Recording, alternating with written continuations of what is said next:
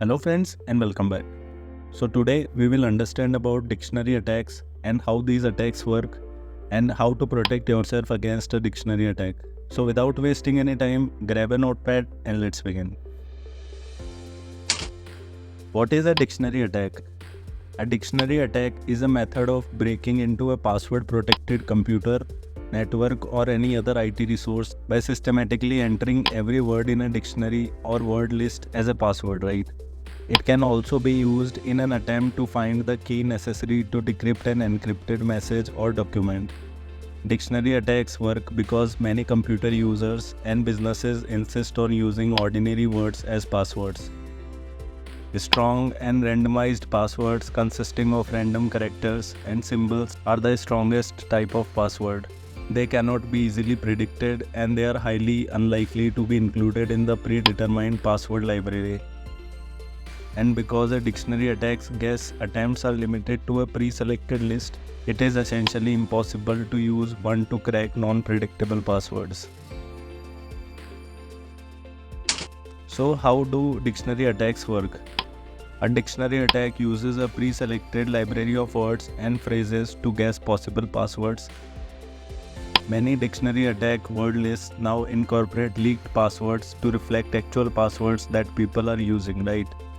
Processing and testing all these passwords manually or one by one is not a practical approach. Therefore, additional technology is typically required to speed up the process. Attackers use supporting programs like password dictionaries or other brute force attack tools.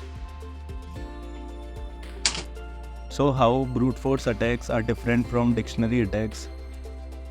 In systems with strong password requirements, the brute force method of attack, in which every possible combination of character is tested up to a certain maximum length, can sometimes be effective. A brute force attack will try every possible character combination. This can take a significant amount of time to complete.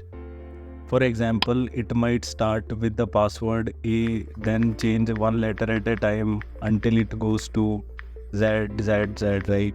A 5-digit combination lock provides a familiar example of the difference. Using a brute force approach, an attacker would attempt every possible permutation available for the 5-digit lock.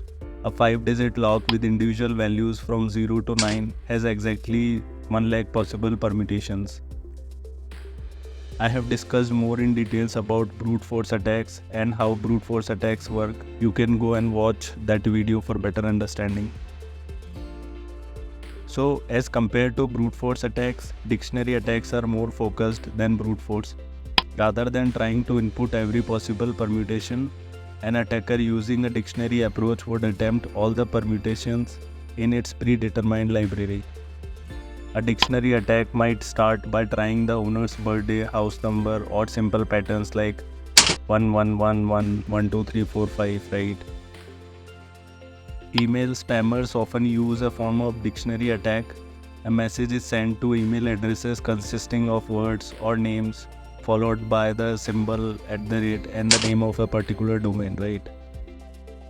And the massive SolarWinds data breach was executed using a dictionary attack. So, how to protect yourself against a dictionary attack? Users should select long unique passwords with special characters and alphanumeric combination with a length of 8 to 10 or 12 characters. Using a passphrase with 4 to 6 random words offers similar protection, but it is easier for an average user to remember, right?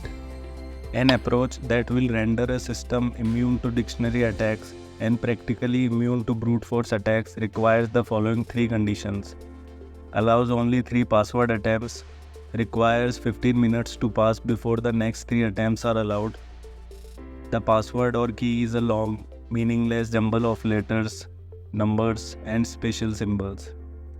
As long as passwords remain simple and predictable, dictionary attacks will be effective. The highest ranked password with approximately 25 lakh occurrences was 123456.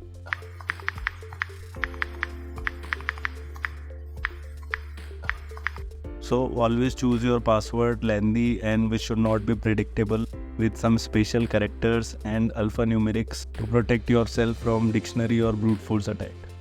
So guys, this is all we have for today. I hope you found this video insightful. Please like and share it with your friends. Consider joining me on LinkedIn. See you soon with another topic, another video. Till then, take care. Bye bye.